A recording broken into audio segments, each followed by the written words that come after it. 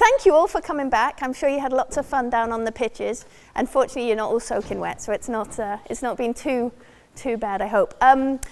My name is Camilla. I'm a professor of sports psychology at Swansea University, but I've also had the great pleasure of working with the RFU over the last few years. So I'm really excited to have a chance to talk to you all about developing psychosocial characteristics. I am hoping to make this an interactive session. I have plans around what I would like this session to be and to do, but I am here to deliver for you and with you, and so very happy to take any steers from you. Okay, so my first challenge to you all is just talk to each other very quickly, and then I'm going to ask just a couple of people to tell me what you would like to get out of a session around developing psychosocial characteristics. So we'll start off straight away on the title slide. Don't worry, I have other slides, but we can stay on this slide if needs be. So talk to each other. What would you hope to get from a session like this? Discuss. Okay, we'll stop there. We'll stop there. I could have let you just go for the whole of this session, I think, discussing what you would like to get from a session around psychosocial characteristics. So that's very exciting. That's a great place to start. Lots of conversation happening. Who would like to offer an outcome that they would like to get from this session? Go ahead. Proven research rather than anecdotal evidence. Perfect. Proven research around what? Around the development of female rugby, the character. I'm just going to read out the title. That's perfect. If we can stay on the title, that. Perfect. Okay, so we want to know a bit about what some of the underpinning research is. Perfect. Okay. These are going to be my success measures that Don talked about. I can do it for one session. Okay. Anything else? Practical implications, so taking the theory, but how we can maybe implement it with what we're doing. So far, you're like plants, so I'm very happy. So we want some research and we want some practical application. Perfect. Go ahead. What are the quote-unquote ideal psychosocial characteristics and behaviors? Perfect. Okay, so we want some research, we want some practical application. We want to know what psychosocial characteristics are, so that's a great place to start. Give me one more. No, sorry, I'm going behind you. Go ahead. An easier way of talking about it, because we've got to explain it and work with kids and parents, and if we say developing psychosocial characteristics and behaviours to them, we're just going to get it. That's what I feel like when I say it as well. It's long, unnecessary words, so we will talk about how we can simplify it, underpin it with research, give some practical examples, and fundamentally talk about what they are. That is not everything that I had on my slides, so there'll be some wing in it, but we'll make sure that we cover all those things. What I was hoping that we would cover, but it does fit very nicely, is I want to just introduce you to what these psychosocial characteristics are, and with a mind now to making sure that we use some different language, which is really important. And I was going to say language doesn't matter, but language matters hugely. And there's a reason we use the term psychosocial as opposed to psychological or psychobehavioral. So we can talk a little bit about that. I want to provide some practical insights into it. So I had that one nailed. Something's gone funny with my slides because that wasn't falling off the bottom before. But I want to help you to feel more confident in working in this space as well. So hopefully in doing that we'll hit all of those outcomes and we'll throw some research in there as well. But to start us off, I want to think a little bit about your experience. Okay? So I said this was going to be a bit of a practical session. It's not the best space for a practical session around psychology, but just we'll go with it. And this one you can do just sitting in your chairs. So the first thing I want you to do is, on a scale of 1 to 10, rate your knowledge of sports psychology. And don't worry, I'm not going to ask you to share what your numbers are. So be honest with yourself here, do a little bit of a reflective piece. And also your confidence in integrating psychology within your practice. So if you're an S&C, it applies exactly the same as if you're a coach on the pitch. If you're a manager, it applies in terms of how you're planning and scheduling and all of those things. So, a scale of 1 to 10, knowledge of sports psychology and your confidence in utilizing it. I give you 1 minute, because I don't think it should be too hard to write 2 numbers down. Now, based on whatever number you've got, I want you to reflect, and let's do this one on our own. Why didn't you put the number below? So if you put number 1, why didn't you give yourself a 0? If you put number 8, why didn't you give yourself a 7? Okay, so why didn't you give yourself the number below?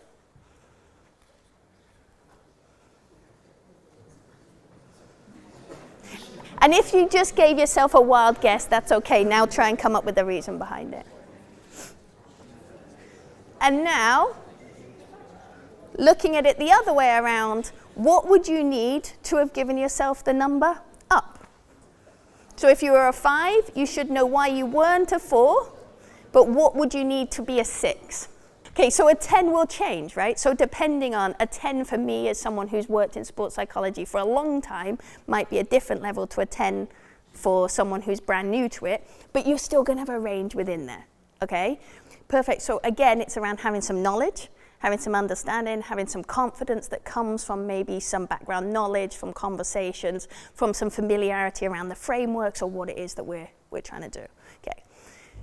Just in your own minds now, or you can have a discussion on this, think around whether you put those things in place for your players, for the people that you're working with, for your support staff. Do you have clear ideas around what it is that they need to be achieving in any domain?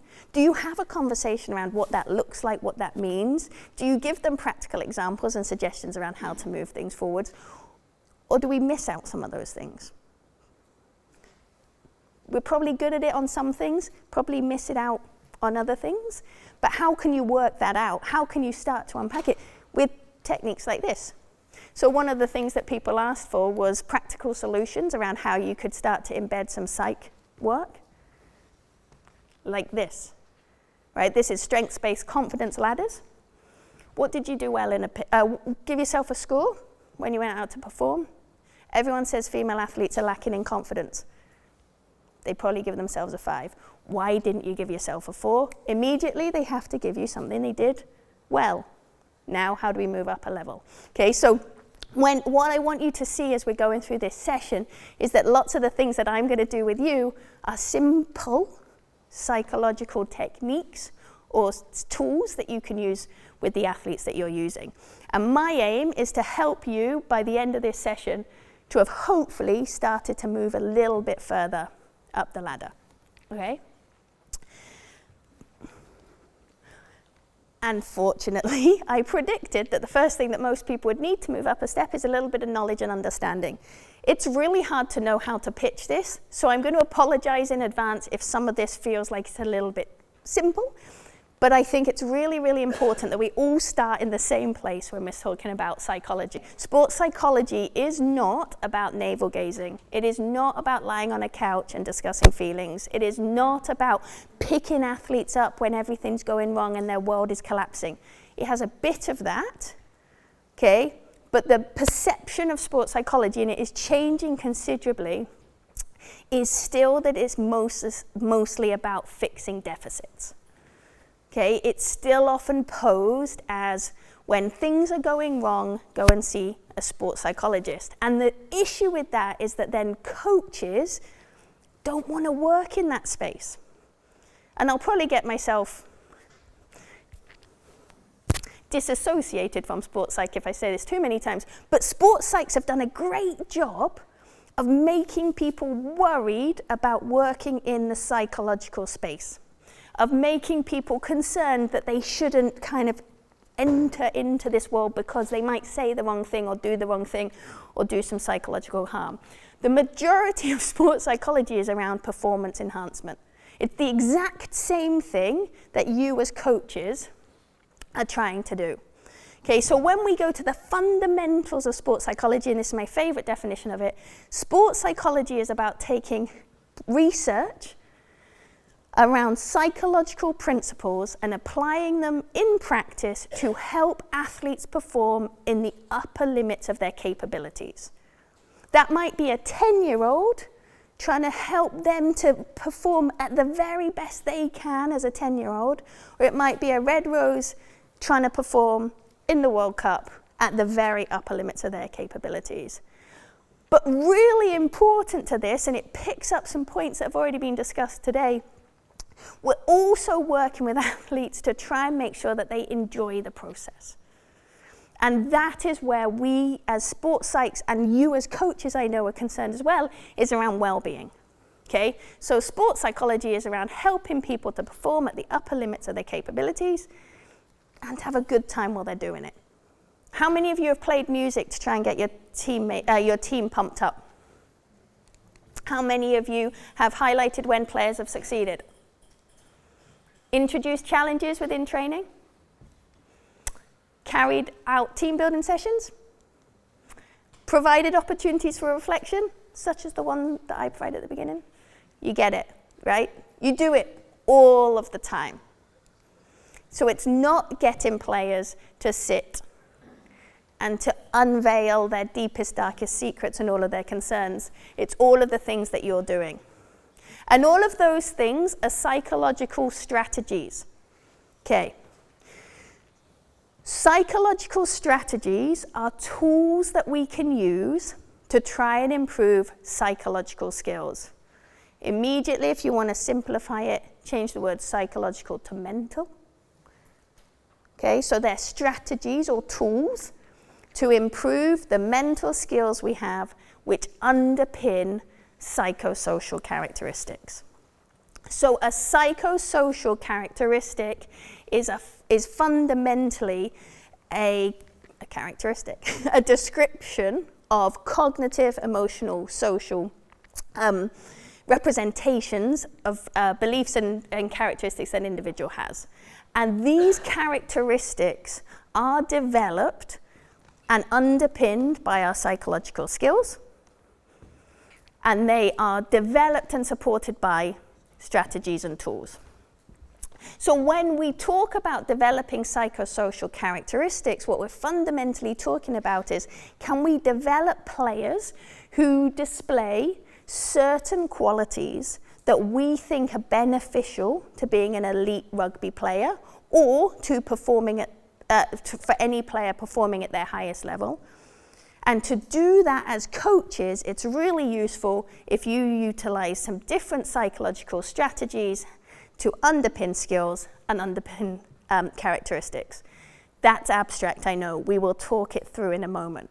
But where things go wrong, or where things have less impact than they can have, is when we just use strategies with no idea about what the skills or the ultimate characteristics are that we're trying to develop. So the first thing I want you to take away is, if you're using a strategy, you need to have an idea around what you're using it for. Because not all players need all strategies, they need them for a purpose. So if you have I'm not suggesting you now don't do goal setting, just before anyone says that, but you might have a team of highly motivated players that don't need goals. They don't need to do that process. Okay, so actually, is that a good use of your time? You might have players who are really lacking in confidence, and goal setting might be really, really useful. Okay, so having an understanding of the strategies that you're using and what they may help you to develop is the first step in starting to utilize psychology in a positive way, in a useful way within your work. So we, within the RFU, have worked to develop a psychosocial framework. It's part of the player framework, and my understanding is that you have all been sent a link to this. So if you haven't had a chance to look at it, have a look at it after this session. But fundamentally, what we've identified is that there's 15 psychosocial characteristics, so 15 qualities, psychological qualities, that we think are really useful and beneficial for rugby players. Coming to the comment around research, this is based on research that's not exclusive to females, okay? So I will just note that at this point, there's not enough research on women to go exclusive to women. However, what we do know is that these are consistent in different words across different sports, but also specifically based on research with elite rugby players. So what we've identified is, I like to say 15 was selected because there's 15 players on a pitch. It's not, it was a bit of a fluke. But based off research that we did here with academy, like male academy players, with elite rugby players that's been carried out with some researchers at Bangor, and also through trawling through all of the literature around psychosocial behaviors and characteristics, these are the 15 that we identified. I do not have time, and you do not have the energy for me to work you through all 15 of these. But in true Blue Peter fashion, we've prepared a whole load of resources around each one of these that have been written specifically for coaches, which I know that you all have access to, which will talk you through each one of these characteristics with specific strategies around how you can develop them. But very quickly, I will give you a high-level overview of them. So at a fundamental level, the most important thing that we would argue rugby players need at any level is self-awareness. Okay, so that means that we need players who understand why they reacted the way they did, what's likely to influence them, why they demonstrate the emotions they did, and they're really understanding why they did what they did in different situations. We need players who are exceptionally committed, who want to be at training, who want to be at competitions. But before anyone says it, because everyone says it, we don't want players who will turn up injured, because that means that they're not effectively utilizing rest and recovery. Okay, so these characteristics go together. So we want players who want to be there, who show up, who put the time in, who put the effort in, but who, when they need to, recognize the value of taking time away. When they're injured or when they need a mental break, who recognize that there's benefits to that. We know that the highest level athletes across all different sports have very high personal standards. They want to see the very best from themselves. That does not mean that we want to encourage perfectionists. Okay, so perfectionists generally need to see a perfect performance.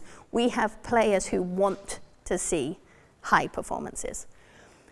We have players who will take care of the details and the processes before they go out to compete. So those are players who know, leading out to a competition, this is the steps that I need to go through to be able to be focused, to be able to be on, like when I'm on the pitch, whether that's training, whether that's competition, whether that's going into the gym, and have a real understanding of making sure that they've taken care of, business before they get out. In the development space, winning often seems like it's a dirty word that you're not meant to talk about. There's nothing wrong with having 14-year-olds who want to win. And in fact, I'd be surprised if there were many who didn't want to win. But what we know is that the very, very best performers are motivated by and focused on improving their own performance and winning and developing as individuals. So we want to be creating environments where players can demonstrate that they're focused on their mastery and their performance. Those 5 that we've just talked about there, I would say are your kind of core business. Okay, so as coaches, you want to be really, really focused on making sure players are developing those characteristics. And in a minute, we'll talk about some strategies around how you can do that. You also, as a kind of an additional layer, want players who will capitalize on opportunities. So what that means is that you have players who are confident, who can manage different situations, who know that when they get that selection, or know that when they get to start because there's maybe a player who's been injured, can go out and capitalize on it. So it's not about downplaying things. It's not about going, oh, just go out and have fun at your first England camp. It's about going, no, it's your first England camp. This is a great opportunity. Can you go out and execute and succeed? Rugby players typically have a personality characteristic that makes them want to run head first into difficult, challenging, uncomfortable situations. And so we know that rugby players who succeed at the highest level typically seek challenge. So while some people will walk away from it, so if I asked all of you in this room to come up and talk, some of you would go, no, I'm good, thanks. And some of you would be like, I'll challenge myself and I'll go out and do it. That's what we're looking for in rugby players, okay? The players who will go, actually, this is an uncomfortable situation. This isn't something that I maybe really relish, but I'm going to seek it and I'm going to look to push myself as much as I can. And linked to that, these players are players who are highly adaptable, who recognize what they need to change, who recognize what they need to do differently in different situations. And how do you do that? Well, you're also a player who's very much engaged in your own learning. So they will be the players who question you. They'll be the players who want to know, why are we doing this drill and how does it transfer into a game situation? They'll be the players who want to understand, well, when you're saying this and last week you said this, how do these two things match up? Okay, that's what we want to be seeing and encouraging in players. And then I come to the one that lots of people go, oh, right, that's sports psychology. I understand that. Effective emotion management. So players who are able to maintain their confidence, who are able to increase their arousal levels or their aggression before they go out if they need that, or who are able to moderate their anxiety and minimize sort of negative feelings if needed. But we also need players who recognize that in trying to regulate themselves and trying to take care of their own business, they're also part of a team. And do I understand my teammates well enough to be able to recognize that, yes, we're a group of 15 or a group of however many, and we're all very different, and I know how to get the best out of my teammates. Okay, so I'm focused on what I need to do, but I also understand how I can get the very best out of my teammates. These are like the layer on for me. Okay, so you take care of those kind of fundamental, the first 5, with the next layer built on. And then you have the remaining 4, which I think you should just be that I think will just be developing, but that you can do things to help. We have made a call that I will always stand behind, that we want players who are dedicated to their personal development on and off the pitch. If you look at high performance literature, you don't see that come up. But if you look at all of the well-being literature around high performance athletes, you see this. So if we want athletes who can perform at the highest level or the upper end of their capabilities for a consistent period of time, so have a long career, they need things outside of rugby, and they will be motivated and committed to wanting to develop it. So anyone who was in Emily Mumford's session earlier, she talked about holistic development not being around the plan B. So it's not rugby with a plan B. Real holistic development is around focusing on developing the whole person, and that's what we would see and we would want to see within rugby players. And part of that is, as I've mentioned before, having an ability to effectively utilize rest and recovery. So taking guidance, knowing when to turn to people, but also when you're taking time away or maybe rehabbing for an injury, how do I use that time to maybe develop psych skills or develop other skills? To do that, you need players who know who to turn to when they are experiencing challenges. And that is this idea of recognizing and utilizing social support. No player has to go through or should ever go through anything on their own. They don't need to, and actually we would know that they would do better with other people supporting them. But often people don't know who to turn to or who's going to be the most useful in that situation. So you might turn to your parents because they give you comfort, when actually it would have been more useful to turn to a coach who could have given you information to fix it. Or you might turn to a coach and ask for information about how to do something better, when actually at that time you needed to go to someone else who would just say, don't worry about it. Okay, so one of the really key skills for athletes is knowing who to turn to at what different times. And then finally, we know that the top players are able to just manage the expectations others have of them. And so what we mean by that is recognizing that if you get your first call up to England, or you get your selection for a centre of excellence, people around you get excited. They think that means you're on a pathway to something, that you might be representing England at some point, that you might be succeeding at the highest level. And as we know, the majority of players won't do that. And the very best players can manage that. They have skills and strategies in place to be able to manage those. So in an ideal world, I would stand here and you'd all have sports psychs embedded within your programs, or you'd all have loads of staff, and I would go, develop a curriculum around that. Great. off you go. That'll be the players developed. Of course, I know that's not the situation. And actually, a lot of these don't need sports psychs to develop them. A lot of these are, all of them actually, are characteristics that all of you, as coaches, as managers, as S&C staff, anyone else in the room could be and can be and should be, I would argue, working on with your players. But I don't expect you to suddenly work on all 15. Okay, so we've got an idea. Those are the characteristics. There are really extensive resources that I spent months and months producing with help. So please do use them. And they have lots of practical examples online, okay? So if you're struggling or you want to kind of push on these, I would go to those resources and then just fire me an email after if you would like. Sorry, I've just got a question. So do the colours on the wheel signify anything? No. The colours on the wheel, if you look at the colours on the word palette, they work through in order, and then you go back to the beginning. So no, they were just pretty. They signify nothing. Usually they're all red. Thank you for the question, but we could make something up, but I'll be honest, no, nothing. So, my first, I guess, follow-up question to what you just did. So I've just presented these characteristics to you. I've asked you to think about, well, how might I now go about, identifying which ones are important to you? What are your current barriers to developing any of those psychosocial characteristics? So let's start with the negative. Why are you not doing it? What's currently preventing you or would be a barrier from you starting to work on this space? Time and resource comes up all of the time. If you build one psych goal into a training session, it takes no more time or resource than you've already allocated to developing a session.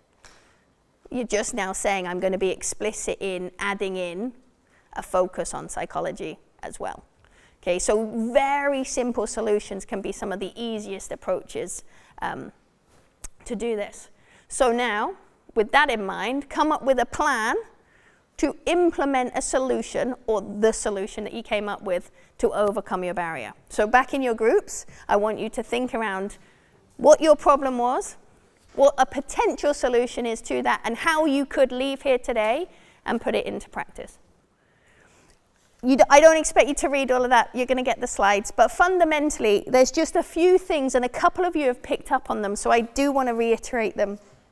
When you're looking at developing psychosocial characteristics, you do need to understand that you're doing it in a development environment, and that actually it's a whole environment. You're not the only people who are going to be influencing what's going on, and that actually you're going to have players who are in different school settings, different family settings, interacting with different people and starting in different places. I would argue that all people have the capacity for psychological growth and psychological development. It's going to be easier for some people to develop some of these characteristics than others, and they're all going to start at different places. So I often laugh. I have a 3-year-old. He turned to me recently and he went, we don't have to talk about feelings anymore. We're not doing it at school now. He's only 3. In Wales, they start a bit earlier. So we don't talk about feelings anymore, which is probably an indication of how many times I've asked him about how he's feeling. Okay, so when he grows up, he's very likely to have high levels of self-awareness, hopefully a few strategies around coping with emotions. Other people will maybe have never had that conversation. Some people will come from a family of, we don't discuss emotions. Just crack on. Okay, so you're going to have players who are coming from different backgrounds with different base levels. But that doesn't mean they can't develop this, and it doesn't mean that you definitely shouldn't be not selecting players because they're not displaying these characteristics. It's about recognizing, okay, we might need to target these more. We might need to work on these more. We might need to set some goals around developing some psych aspects of their performance. But to do that, you need to be proactive in it. So earlier on, I put up a lot of different strategies that a lot of you have used that would have psychological implications. They would impact confidence, they would impact motivation, they would impact leadership, they would impact team building, etc. but they may have been explicitly focused, but sometimes they may have just happened, right? It might have just been part of your practice that you threw some music on, that you saw a player is disappointed, so you went over to talk to them. What we're talking about now is trying to be really, really proactive and explicit in the development of psychological characteristics. But it doesn't need to be any more complicated than embedding some ideas and some discussions within your training. It may be more complicated than that if you want it to be. So there's a discussion at the back around, well, could we bring a practitioner in to work with us as coaches, to upskill us so that we could then work with our players? Absolutely you could. There's a lot of sports psychs around. They would love that kind of work. But you could do it that model. You could use online resources. But fundamentally, what we're trying to get to is a place where you feel comfortable starting to work in this space a little bit. I'm conscious of time, so we're going to jump one slide. And this is the process that I would be encouraging you to try and consider within your coaching. Anyone who just did Emily Pratt's session, it's very similar to what she said you would do about trying to develop athletic skills. The first thing that you've got to do is identify the psychological characteristics. Well, we've done that piece, okay? We've talked about the 15 characteristics. We've talked about what those may look like for your players and what you might see as areas that they need to develop. Then you want to do some targeted evaluation if you can, and that doesn't mean that you need to give out a whole bunch of questionnaires. It might be that you just early in a season have a conversation with your players around, well, where do they think they need to develop? Have a conversation with the different coaches. Where do we think we need to develop with regards to this characteristic, and what are we currently doing? So I've had the pleasure of going around a lot of different academies on the men's side and different clubs and talking to coaches there around what psych work are they doing, and everyone starts out with, we're not really doing anything. And then when you have a conversation about 3 hours in, you go, you're doing loads, you're just doing it by accident. And because you're doing it by accident, you don't know if it's having any impact because you're never evaluating it because you didn't realize you were doing it. But if you can start to have a targeted approach to identifying, these are the characteristics we think would be useful for our players, this is what we're currently doing and this is maybe where we want to go, then come up with a plan. It is probably not a good idea the day before a match to suddenly go, let's talk about self-awareness and how is everyone feeling, if you've never discussed it before. If you've discussed it all season, you could probably have that conversation. It's probably really useful to work on some emotion control strategies when you're in a pre-season period, practice them when you've got training, and then you've hopefully got them in place for competitions. So in the same way as you can go about structuring your kind of physical or technical or tactical blocks, you can do the exact same things with psychological characteristics. So you can look at your calendar and you can actually go, okay, these are the things that we want to work on in pre-season. This is how we're going to continue to reinforce them through the season. This is where we might kind of have a peak focus. So embracing challenges or seeking challenges, really great things to be talking about around competitions. We want you to see challenge. We want you to go out to take those challenges. But you need to have given them some emotion control strategies in advance of that so that they can do it. So really thinking around how this works through the season in the same way as you would with other skills in any other area is really useful. Then obviously you need to start doing it. I appreciate you're sitting here probably going, but you haven't told us how to do this piece, which is really annoying. I do understand. So I'm just going to reaffirm again, that's all online for you. It's all available in the resources. And if you don't want to go through all the resources, it's always at the end of the page. There's 5 techniques as a minimum on every single resource, which is around how you can focus them in. But when you're doing it, you need to make sure that you are proactive in it and that you are explicit in it. Okay, so we don't want this just happening by accident, because then we won't know if it's having the effect that we want. And once you've put it into a block, just as Don had with his schedule at the beginning, you can do a bit of an evaluation. And again, that might just be a conversation. It might just be a reflection with the team. Does it seem like they've got better at this? Did that really have the impact that we wanted it to have? And it also helps you to be more mindful of time and resource. So lots of the challenges that people raise around psychological, embedding psych work is that we don't have the time, but maybe we'll spend 3 days on like a team building week. We'll go away, we'll do some team building. But is that the best use? Is that the thing that you really want to target here? And being a little bit more explicit around all of the characteristics can be really beneficial. So, back over to you. Very quickly, imagine that you were chosen your psychosocial characteristic, the one that you discussed already. Try and work through it. So I'll throw this back up. So go, what was it? What are you currently doing? When do you think you might want to work on it? How could you work on it? What would you want to do to evaluate it at the end? I'll throw these back up for you. So embedded change can take a long time, but sometimes it can be really simple things. So say you wanted to see players who were engaged in their own learning and development. Are you now proactively building in more pauses within training? And are they filling the space with questions? Right? So you might see that relatively quickly. It might drop off as soon as you start focusing on it though, right? So then you would want to come back to see if it's kind of continually embedded. But this process, this thought process of working through things is also a psych strategy that you can use with the players, right? So help the players think through actually, where am I on these characteristics? Which one do I think I'm doing well? How would I like to display it?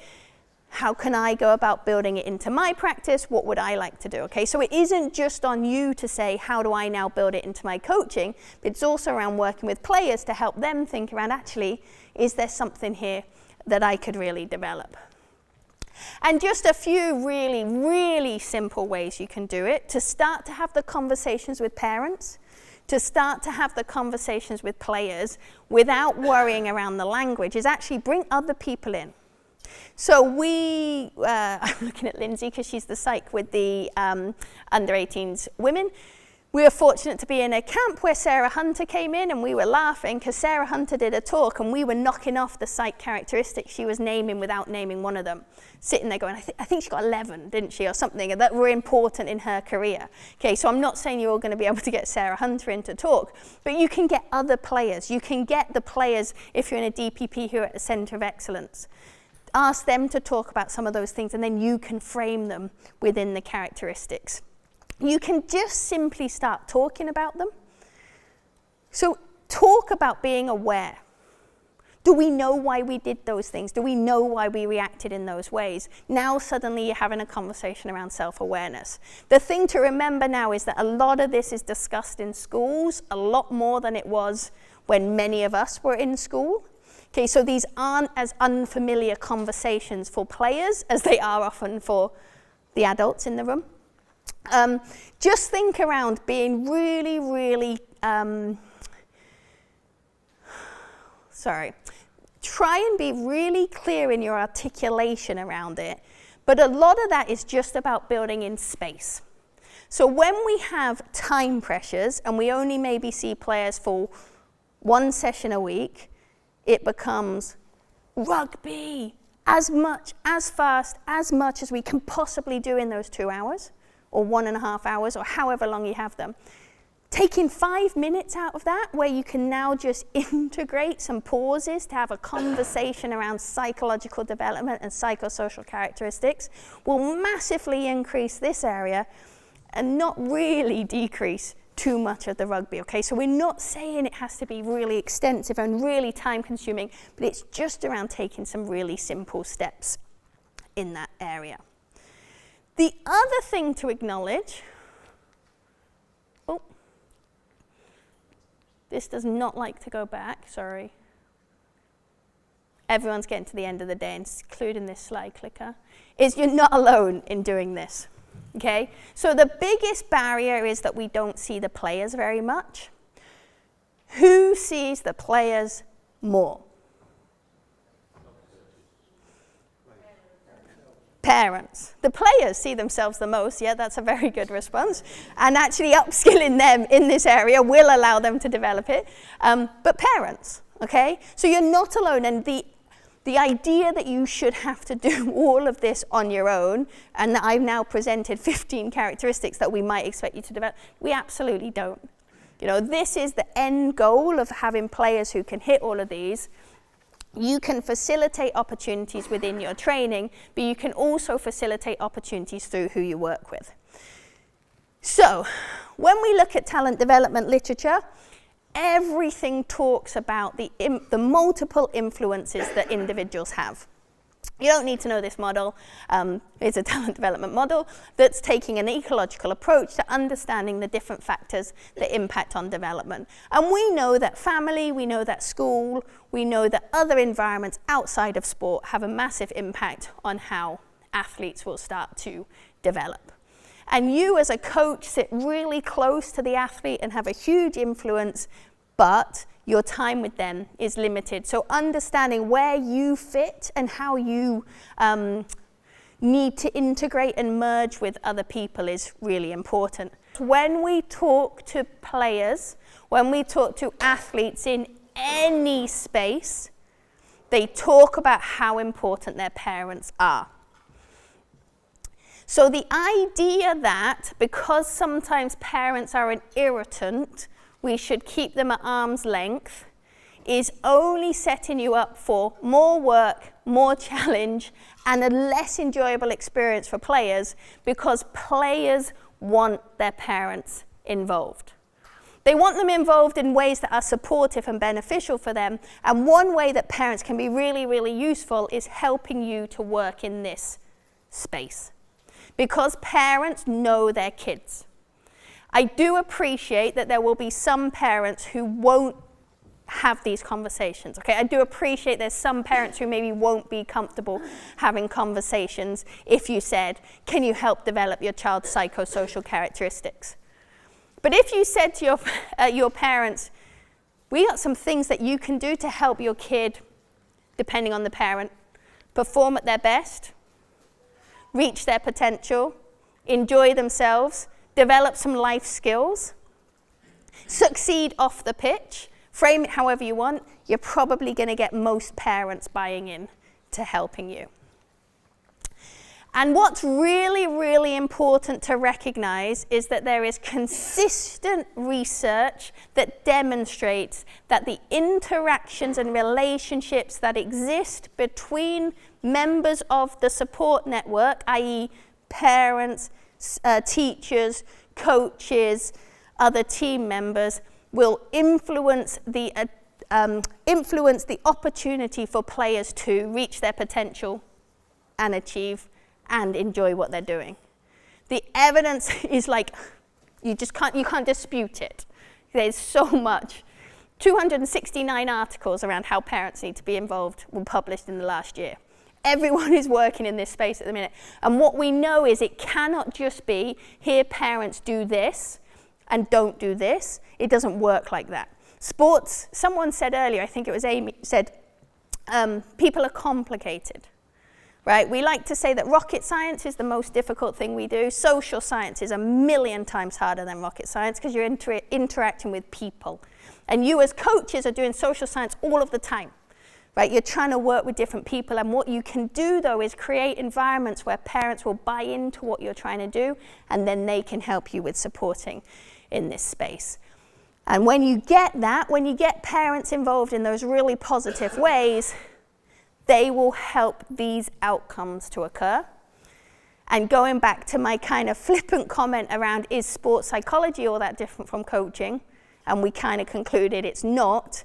What parents want for their kids in sport and what coaches want for kids in sport, in the majority of cases, is also the same. One might load on one area more than another, but typically when we get parents involved in really positive ways, kids have better chance of reaching their potential. they have more positive experiences, and they gain more life skills. They gain more benefits from being involved. But if you want parents to buy into your programs and you want parents to buy into supporting around psychosocial development, you have to think about the environment that you're creating. Now, I appreciate that many of you are maybe only seeing parents for like an hour a week, players for an hour or two a week, and so you're maybe thinking, well, we don't have a lot of chance to interact with players. But how you communicate, how available you are, and I'm not saying you need to be available 24/7, we'll talk about that in a minute, but how you go about setting up your environment, whether you embrace a parent-positive philosophy or you perceive parents as a demand and a challenge on your time, will immediately impact how likely parents are to help you with the work that you're doing. And what we know from the research is that parents really want to come into environments where they feel welcome. Do you have social events for them? Do you let them into training facilities? Do you make sure that if the coffee machine's broken, that it gets fixed at some point in a season so that parents can grab a drink if they have one, if they want one? Do you create environments where actually, you know parents' names? Or you have an idea that they're more than just a taxi driver? Parents also want environments where they feel respected. And so that's around recognizing the knowledge and the experience and the backgrounds that they have. So you will have a team of players with a team of parents who might have a vast range of experiences that would be really useful for you. Someone might know about money, someone might know about physio, someone might know about academics, right? So there's a resource there of people with backgrounds that can be really useful for you. But also you need to respect their knowledge of their kid. And so actually, the more you can interact with them, the more you can engage with parents, the more information you can get, which will allow you to tailor that psychosocial support that you're trying to do. And then finally, parents want to feel that they're appreciated. One of the easiest solutions, if you're running into challenges with parents, is to thank them for what they do. Start a conversation by thanking them for bringing their kid. And I know that many of you are volunteers, and I know that many of you are giving up your time, and you would like to be thanked for that as well. But if we create an environment where people are appreciating each other and acknowledging that actually, if the kids didn't show up, the DPPs or the sense of excellence wouldn't exist, and they only show up because their parents drive them there, and we thank them for that, then they're more likely to want to thank you also for what you're doing, okay? So creating an environment where people are appreciated and working together is really, really key. In creating that sort of environment, what you can then do is create an opportunity for parents to support you around developing psychosocial spaces. And firstly, what you need is you need to try and create opportunities for parents to address their children's needs. So you can give opportunities for parents and children to interact and to engage. You might send home little notes. Talk about this with your parent. We've been working on this. But it could even be something as simple as, if you were going to be an animal, what animal would it be? And then suddenly you've got some conversation, and then the next week you send home, if we were going to go to this venue to play, what might we want to consider? Or if we were going to go and we're playing in a game where we felt the referee wasn't favouring us appropriately, how might you react? Okay, so you can send little notes home. You can put notes on whiteboards. You can put stuff online if you use an online platform. So you can facilitate opportunities for parents and children to talk around this area. You can also provide information sessions if you want. And I say if you want, because if you're only seeing players for one session a week, it might be challenging to do information sessions. But there's lots of resources online that you can direct them to as well. Reinforce when parents maybe have done stuff that you like. So if a parent's been really useful around discussing self-awareness, or you've seen some great growth in a player and it looks like they've probably discussed that with their parent, being engaging and having discussions with parents and players around that can be useful too. But it's all around being creative and utilizing short, simple solutions. The reason people don't like to engage with parents is the same reason they don't like to engage with psychosocial characteristics, because they think it takes a lot of time and effort. But simple communication, simple engagement, simple opportunities for interactions, really useful. It's also really useful if you can help parents to address their own needs. So parents are more likely to be committed to your program and committed to what you want to do if they get something from it, if they have social opportunities, if there's a network of people they can share lifts with, if there's a chance for them to feel like actually this is now part of my social life, because parents don't have a social life typically outside of their kids' activities.